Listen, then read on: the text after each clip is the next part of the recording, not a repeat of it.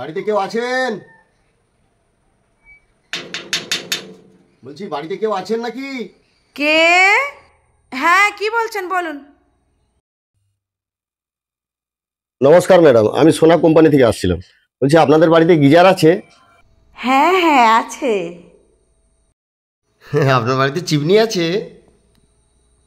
হ্যাঁ হ্যাঁ সবই মোটামুটি আছে। অ্যাকোয়াগার্ড আছে? হ্যাঁ হ্যাঁ আছে। ফ্রিজ আছে? হ্যাঁ হ্যাঁ সবই তো আছে, বললাম তো।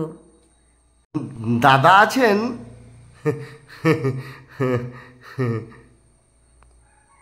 হ্যাঁ আছে, দেখে বুঝতে পারছেন না?